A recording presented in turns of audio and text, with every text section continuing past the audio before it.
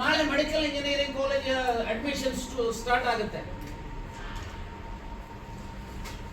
7% ಅಂದ್ರೆ 1000 ಅಂತಂದ್ರೆ 70 medical seat ಸಿಗುತ್ತೆ. 1000 ಸೀಟ್ಸ್ ಇದ್ರೆ 3% ಅಂದ್ರೆ 30 ಸಿಗುತ್ತೆ. ಎಲ್ಲಿ ಹೋಗ್ತವೆ ಮಕ್ಕಳು? ಎಸ್ಸಿಗಳು ಅಷ್ಟೇ, ಎಸ್ಟಿಗಳು ಅಷ್ಟೇ. ಹಾಗಾಗಿ ದಯಮಾಡಿ ನಿಮಗೆ ಇದು ಲಘುವಾಗಿ ತೆಗೆದುಕೊಳ್ಳುವಂತ ವಿಚಾರ ಅಲ್ಲ. ನಾನು ರಾಜಕೀಯ ನಾನು ನನ್ನ ಜೀವನದಲ್ಲಿ ಇನ್ನು 18 ವರ್ಷ ಆಗೋದಕ್ಕೆ ಮೊದಲೇ 1.5 ವರ್ಷ ಎಮರ್ಜೆನ್ಸಿನಲ್ಲಿ ಜೈಲಿಗೆ ಹೋದಂತವನು. ಪ್ರಜಾಪ್ರಭುತ್ವ ಉಳಿಬೇಕು ಅಂತೇಳಿ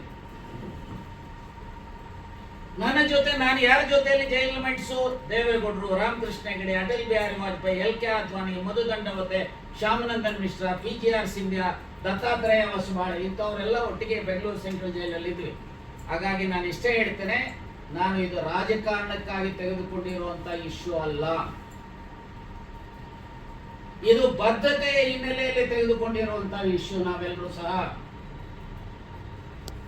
ನೀವೇನಾದರೂ ಎಸ್ಸಿಗಳನ್ನ, ಎಸ್ಟಿಗಳನ್ನ, ಒಬಿಸಿಗಳನ್ನ ಟೇಕ್ ಇಟ್ ಫಾರ್ ಗ್ರಾಂಟೆಡ್ ಅನ್ನುವಂಥದ್ದಿದ್ರೆ ಇದೇ ಕಾಜುಗೋಸ್ಕರ ನನ್ನ ಬದುಕನ್ನ, ಎಲ್ಲರ ಬದುಕನ್ನ ಮೀಸಲಾಗಿಟ್ಟು ಹೋರಾಟ ಮಾಡ್ತಾರೆ.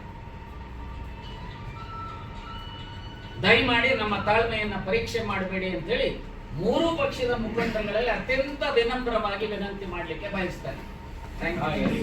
ವಿಚಾರದಲ್ಲಿ ನಿಮ್ಗೆ ಪಾರ್ಟಿಯರಲ್ಲಿ ಅಥವಾ ಯಾರಲ್ಲಿ ಎಡ ಮತ್ತು ಬಲದವರಲ್ಲಿ ಇನ್ನೂ ಹೊಂದಾಣಿಕೆ ಆಗಿಲ್ಲ. ಆ ಕಾರಣಕ್ಕೋಸ್ಕರ ಇನ್ನೂ ಕೂಡ ಪೆಂಡಿಂಗ್ ಇದೆ. ಸೊ ಅದೇ ಹೊಂದಾಣಿಕೆ ಆಗದೇನೆ ಉಳಿದಿದ್ದು ಯಾವ ರೀತಿ ಸರಿ ಮಾಡಕ್ ಸಾಧ್ಯ ಇದೆ? ನೋಡಿ, ನಾನು ಮೆದೆಗೆ ಬಿದ್ದಿರೋ ಬೆಂಕಿ ಬಗ್ಗೆ ನಾನು ಯೋಚನೆ ಮಾಡಿದೆ. ಇಲ್ಲಿ ಬಣವೆಗೆ ಬಿದ್ದಿದೆ ಬೆಂಕಿ. ಅರೆ ಇಲ್ಲಿ